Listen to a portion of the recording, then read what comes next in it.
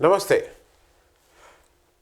कुंभ में जो हुआ उसके लिए संवेदना है और खेद है, और उस पर और सुबह से चैनल पे चर्चा हो रही है। ईश्वर भाई जो दिवंगत हुए हैं उनकी आत्मा को शांति दें, परिवार को हिम्मत दें कि ये जो भी हुआ हादसा उसको झेलने की शक्ति दें। आज थोड़ी बात कर लें मिल्कीपुर की, क्योंकि मिल्कीपुर में जो भी रिजल्ट आता है उससे बहुत सी चीज़ें तय होंगी। बहुत से पावर इक्वेशन फिर से तय होगा, कौन कितना ताकतवर, किसकी चलेगी किसकी नहीं चलेगी, इत्यादि इत्यादि। मिल्कीपुर में 5 फरवरी को मतदान है। मैं वैसे सिर्फ याद के लिए आपको एक बार फिर से इसको रिकैप कर दे रहा हूँ। मैं पहले भी वीडियो कर चुका हूँ, उसको रिपीट नहीं कर रहा हूँ। मिल्कीपुर में 1996, 98 का बाई इलेक्शन, फिर 2002, 2004 का बाई इलेक्शन, 2012, 2022, ये सब समाजवादी पार्टी जीती थी। बीच में 2007 में बीएसपी, जिसमें सरकार बनी थी मायावती जी की, और अभी हाल के दिनों में 1991 और 2017 में बीजेपी जीती। तो बीजेपी का कोई वो गढ़ नहीं है, क्योंकि ये जो फैज़ाबाद का एरिया है और अम्बेडकर नगर फैज़ाबाद, ये सोशलिस्टों का एक समय गढ़ रहा था। डॉक्टर लोहिया इधर ही से आते थे, तो उस वजह से यहाँ पे विपक्ष की एक अपनी ताकत सदैव रही है। केशव मौर्य का एक बयान आज छपा है, और कल वो टीवी को या कहीं बाइट देते हुए कहा है कि अयोध्या की हार का बदला मिल्कीपुर जीत कर लेंगे। मतलब ये बदला तो मैं पहली बार सुन रहा हूँ कि उसका बदला लेंगे, उसका वो करेंगे, उनको मजा चखाएंगे। खैर ठीक है। फिर उन्होंने आगे कहा कि राम भक्तों की हार और ये राष्ट्र भक्तों की हार थी।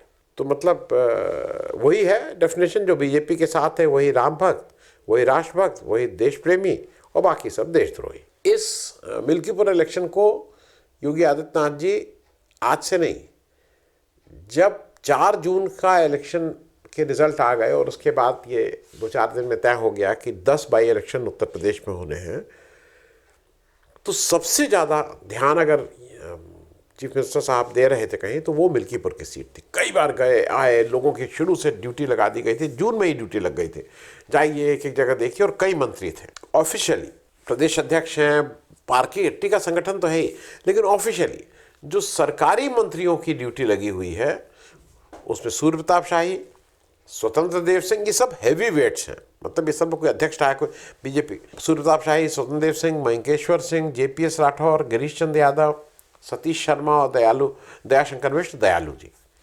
और इसमें सारे मुख्य जो जातियां हैं उनको साधने की कोशिश की गई है। एक तरफ जहाँ सूर्य प्रताप शाही जी भूमियार हैं, तो राजपूत भी लाए गए हैं, कुर्मी भी लाए गए हैं, यादव जी भी लाए गए हैं। मतलब एक मिक्स को करके सब जातियों को साधने की कोशिश, और सबके जिम्मे काम है, स्पेसिफिक काम है। योगी जी इसमें इस इलेक्शन को बहुत क्लोजली वॉच कर रहे हैं, और पहले दिन से कर रहे हैं, मतलब जून से ही कर रहे हैं। और अभी जब से ये इलेक्शन अनाउंस हुआ है, इस बार 24 जनवरी को एक ऑलरेडी जा चुके हैं, और अब 2 फरवरी को फिर से जाएंगे। ये मैं इसलिए कह रहा हूँ क्योंकि जो पिछला बाई इलेक्शन हुआ उसमें से 9 में से 7 सीट जीत के योगी आदित्यनाथ जी ने एक जबरदस्त प्रदर्शन किया है। अखिलेश जी का जो अभी प्रोग्राम आया उसके अनुसार वो 3 फरवरी को जा रहे हैं। 3 फरवरी को चुनाव का अंतिम प्रचार का दिन रहेगा, तो शायद इसलिए वो उसको बूस्टअप करने के लिए इलेक्शन को वहाँ जा रहे हैं। टाइमिंग अच्छी है। लेकिन 1-2 चीज़ें याद रखिएगा। अखिलेश यादव जी पिछले जो 9 बाई इलेक्शंस अभी हुए थे 2-3 महीना पहले, उस पर किसी बाई इलेक्शन में प्रचार करने नहीं गए थे। मुझे हरदम एक चीज़ नहीं समझ में आती है कि जब आप आप पॉलिटिकल पार्टी बनाते हो, आप इलेक्शन लड़ना आपका मुख्य काम होता है, तब आप, और ख़ास करके बाई इलेक्शन, जब यही बाई इलेक्शंस हो रहा है कहीं और, तो आपका कुछ है नहीं, तो आप क्यों नहीं पूरी मजबूती से, पूरी ताकत के साथ ये इलेक्शन लड़ते हो? क्यों नहीं वहाँ जाते हो? मोदी जी की सारी बातें होने के बाद भी एक चीज़ मानना होगा, prime minister of the country election के समय वो पूरी तरह से बीजेपी कार्यकर्ता की तरह से पूरा जुड़ जाते हैं उसमें। अब अखिलेश यादव जी क्यों नहीं आते हैं? ये क्यों? उनको शायद एक ये लगता है कि मैं राष्ट्रीय अध्यक्ष, तो राष्ट्रीय अध्यक्ष हो जाएगा। अरे राष्ट्रीय अध्यक्ष नहीं, जाना तो पड़ेगा। उत्तर प्रदेश ही आपकी कर्म भूमि है। उत्तर प्रदेश में अब जब 9 में से 7 सीट बीजेपी जीत गई है, तो बीजेपी एक दूसरे नैरेटिव को चला रही है कि आपका कुछ नहीं बचा है, आपकी जो स्ट्रांग होल्ड है वो सीटें जीत के गई है। आपके पास 4 सीटें थी बाई इलेक्शन से पहले, उस जो 9 में उसमें से 2 बीजेपी ने झटक ली। लेकिन आपका ये कि मैं राष्ट्रीय अध्यक्ष हूं, मैं क्यों जाऊं, इनसे बाहर आना पड़ेगा। मैं ये बात इसलिए कह रहा हूं कि अब इलेक्शन बहुत कॉम्पिटिटिव हो गए हैं, नंबर 1। नंबर 2, अब इलेक्शन बहुत व्यक्ति विशेष के अगल बगल घूम रहे हैं। बीजेपी में लाख नेता हो, लेकिन अल्टीमेटली मोदी जी की सबको चाहते हैं मोदी जी। कांग्रेस के बहुत नेता हैं, सब अच्छे हैं, लेकिन चाहिए राहुल गांधी। समाजवादी पार्टी में भी बहुत नेता हैं, लेकिन चाहिए अखिलेश यादव। तृणमूल कांग्रेस में चाहिए ममता बनर्जी। तो ये जो रीजनल पार्टीज और बड़ी पार्टीज का भी जो व्यक्ति विशेष के साथ आकर्षण है, उसको आप नहीं डिनाई कर सकते। तो आप यहाँ एक ही रैली कर रहे हैं, ये नहीं समझ में आ रहा है। मैं अब यहाँ इलेक्शन किस किस के बीच है? अवधेश प्रसाद जी के लड़के अजीत प्रसाद जी हैं और बीजेपी के चंद्रभान प्रसाद जी हैं। दोनों कुर्मी बिरादरी से आते हैं और दोनों मतलब पिताजी की वजह से जो अजीत प्रसाद है उनको पूरा क्षेत्र का ज्ञान है, वो उस क्षेत्र में इन्वॉल्व भी रहे हैं। मुझे एक दो चीज़ें ये लग रही है कि ये कहीं जैसे राम जन्मभूमि को बहुत हाइप किया था बीजेपी ने कि राम जन्मभूमि, उसी तरह से माफ़ कीजिएगा, केशव मौर्य साहब जो बात कह रहे हैं उससे ये आ रहा है कि उनको बहुत उम्मीद है कि राम जन्मभूमि का बदला यहाँ लिया जाएगा। लेकिन दूसरी तरफ अवधेश प्रसाद जी बहुत अपबीट हैं। अवधेश प्रसाद जी का ट्वीट आया है, वो बिल्कुल ही मतलब पूरी तरह से संतुष्ट हैं कि मिल्कीपुर सीट वो जीत रहे हैं।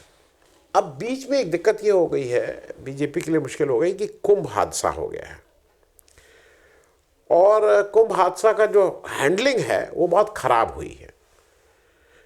जब आप तक ये वीडियो पहुंचेगा, जब बात आप करेंगे, तब तक भी अभी ये गिनती फाइनल नहीं हुई कि इतने लोग आधिकारिक रूप से मरे। सरकार मुंह पे टेप लगा के बैठी हुई है, कुछ नहीं बता रही है, उल्टा ये कह रही है कि निगेटिविटी मत फैलाइए। मृत्यु से ज़्यादा कोई और निगेटिव समाचार हो सकता है? मतलब आप खुद सोचिए, नहीं निगेटिविटी मत फैलाइए। टीवी चैनल और वो सब क्या कह रहे हैं, वो कोई भी अस्पताल जाने की जहमत नहीं कर रहा है, कोई भी हेडलाइन नहीं चला रहा है। मोदी जी ने योगी जी से 4 बार बात की, अमित शाह जी ने मतलब गृह मंत्री ने मुख्यमंत्री से 2 बार बात की।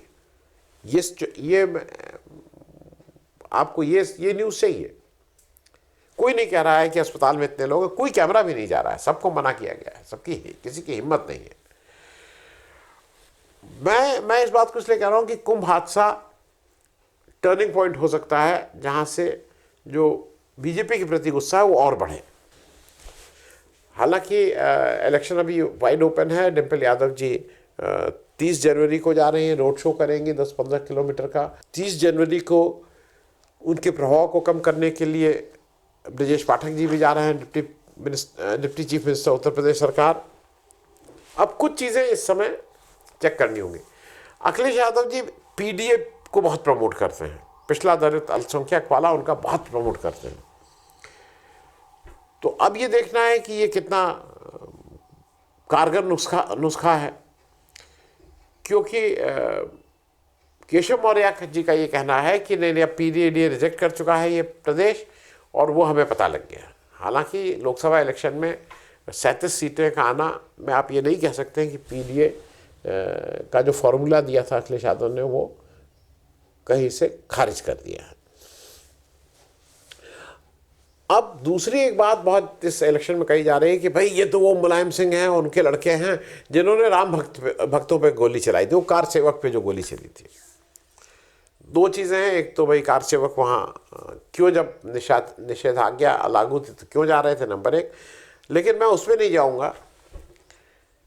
उस निर्णय को करने वाला सबसे प्रमुख व्यक्ति का नाम नृपेंद्र मिश्रा था, जिसको मोदी जी ने रिटायरमेंट से निकाल के अपना प्रमुख सचिव बनाया था, और अब वो राम जन्मभूमि के जो मुख्य न्यासी वही है शायद। तो वो कहाँ थे? ऐसा कहा जाता है और ऐसा माना जाता है कि वो इंस्ट्रूमेंटल थे कार सेवकों पे गोली चलवाने के लिए उस समय। मैं एक चीज़ और क्योंकि अयोध्या में जो ये कहना है ना, अयोध्या में केशव प्रसाद मौर्य का कहना है कि अयोध्या में बहुत खुश हैं लोग, टूरिस्ट बढ़ गए हैं, उनकी आमदनी बढ़ गई है। टूरिस्ट बढ़ गए हैं तो आमदनी होटल वालों की बढ़ गई है। कितने होटल लोकल लोगों के हैं और कितने बाहर वालों के हैं, ये भी एक विषय है जिस पे बात की जा सकती है। अब एक चीज़ और है कि जो अयोध्या में वो कह रहे हैं रोजगार बहुत बढ़ा है, मेरे ख्याल में रोजगार घटा है। देखने वाली बात ये होगी कि जो संविधान बचाओ वाला एक नारा कांग्रेस चलाई है, जो इर्रिस्पेक्टिव ऑफ पार्टी लाइन वो इंडिया गठबंधन के साथ ठीक से चल रहा है, उसका कुछ असर यहाँ भी है कि नहीं है। एक सबसे महत्वपूर्ण जो फैक्टर होगा मेरे हिसाब से वो होगा प्रशासन और इलेक्शन कमीशन। इलेक्शन कमीशन कितना दुरुपयोग और कहाँ तक होने देता है ये देखने वाली बात होगी, लेकिन दुरुपयोग तो होगा उसमें। दूसरा, उन्होंने जो असली वोटर नकली वोटर का जो एक काम है उसमें यहाँ कितने सफल हुए हैं और कितना कर दिए हैं इसकी कोई सूचना अभी नहीं है। अब मैं एक चीज़ और कह दूं कि जो जिसके अगेंस्ट बीजेपी को लड़ना पड़ रहा है वो है अंबेडकर जी पर जो अमित शाह साहब ने पार्लियामेंट के फ्लोर ऑफ द हाउस पर जो टिप्पणी की थी वो बीजेपी को महंगी पड़ रही है। कुंभ से बीजेपी की लीडरशिप को ये था कि हम टर्न अराउंड करेंगे, योगी आदित्यनाथ जी को भी था कि हम टर्न अराउंड करेंगे, ऐसा तो होता हुआ दिख नहीं रहा है। क्योंकि एक चीज़ ये समझने वाली है कि इस पे किसकी किसकी क्या स्टेक है और किसका क्या। मैं जब कह रहा हूँ ना, 3 भविष्य हैं। पहला योगी आदित्यनाथ जी का, क्योंकि वहाँ अमित शाह बैठे हुए हैं कि भाई इनसे कुछ ऐसा हो जिससे मुझे योगी आदित्यनाथ को एज चीफ मिनिस्टर रिप्लेस करने में दिक्कत ना हो। ये बात बिल्कुल स्पष्ट है। दूसरी बात है अखिलेश यादव जी की। अखिलेश यादव जी की सरपरस्ती में ही 2022 का चुनाव लड़ सकता है विपक्ष, इसमें कहीं कोई दो राय नहीं है।